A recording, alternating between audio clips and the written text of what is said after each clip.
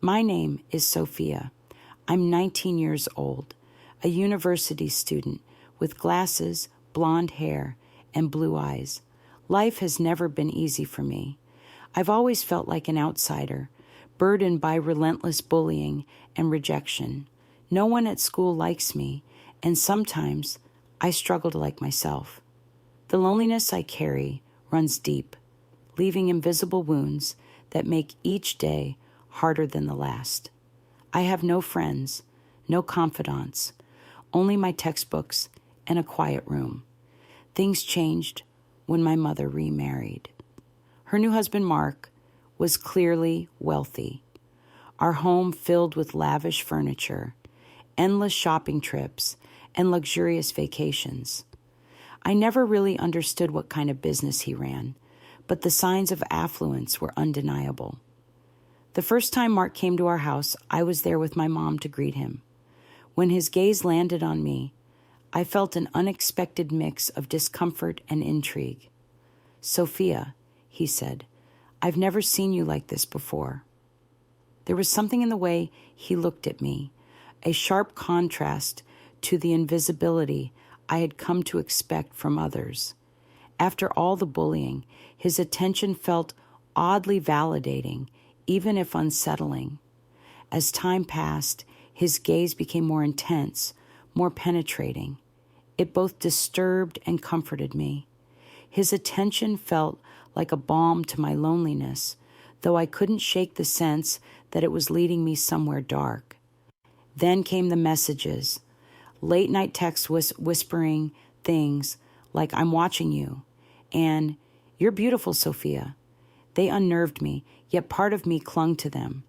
In a world where I felt unwanted, even the wrong kind of attention began to feel like something I needed. Mark's presence grew stronger in my life. His messages became a strange lifeline, a way for me to feel seen. I knew it was wrong, but I kept reading them over and over, feeling a blend of fear and excitement. I began to wonder, was this the affection I craved, or was it simply the only version I was offered? Eventually, it wasn't just words. Mark began to touch me, subtly at first, then more deliberately. I told him it was wrong, but my voice lacked conviction. We weren't related by blood, and no one else had ever shown me what love was supposed to feel like. His touches frightened me, yet they made me feel wanted. That paradox gnawed at my soul. Could something so wrong still feel like safety? I started measuring my worth through his eyes. With every interaction, I felt both more alive and more lost.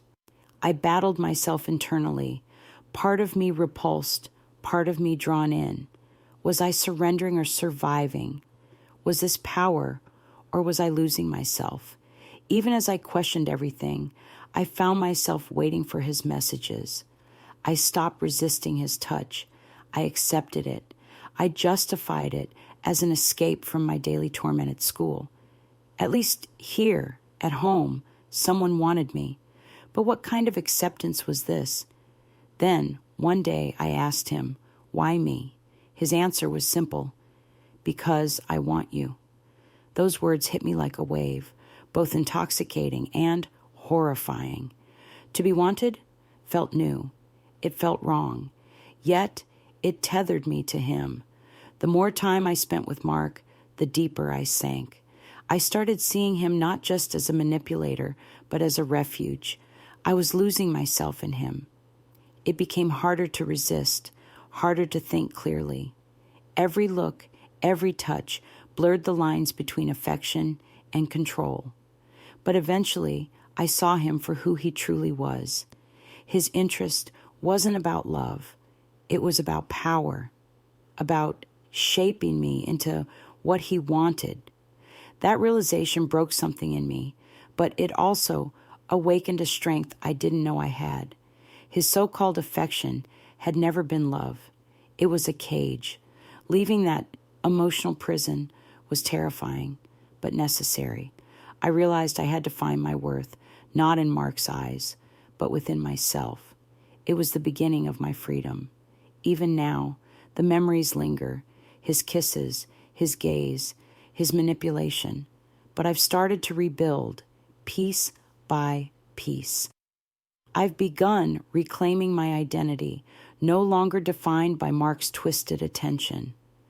This journey hasn't been easy, but in choosing myself, I found a strength more powerful than his desire, and that was my greatest victory.